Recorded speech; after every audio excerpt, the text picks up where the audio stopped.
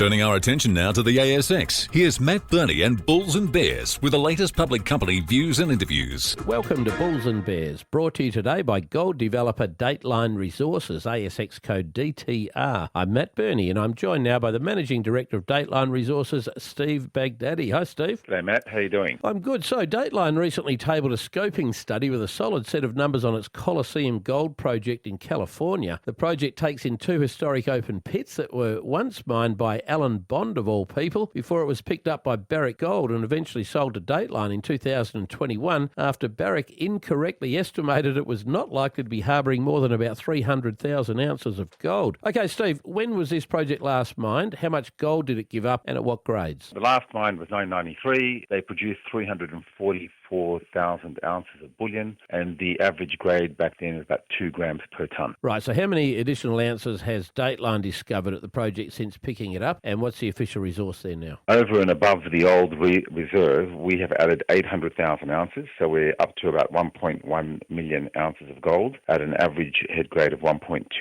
grams per tonne. Okay, I want to get into the outcomes of your recent scoping study on Colosseum with some rapid-fire questions and answers. Firstly, what gold price did you use, and what's the current gold price today? We used $2,200 per ounce US, and the gold price today is around $2,780 US. What's the estimated mine life based on the existing resource? 8.4 years.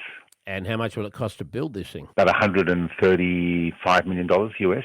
And how much money is it going to make a year on average? On average, it will make $47 million US. And how many ounces of gold will the project produce a year on average over its 8-odd-year mine life? At what head grade? 75,000 ounces a year at an average head grade of 1.3 grams. How much will it cost you to churn out an ounce of gold? Let's go with an all-in sustaining cost per ounce. $1,490 US. Internal rate of return projected on the project? Without any savings on anything, our IRR is 31%. And have you wrapped a net present value around it in today's money? Yeah, using that $2,200 gold price, the NPV is $235 million US. How far down does the mineralisation start? How much dead dirt do you need to move to get to the payable ore? Oh, well, when they stopped mining back in the 1993, they were on the ore body, so we don't have to move anything. We're on it.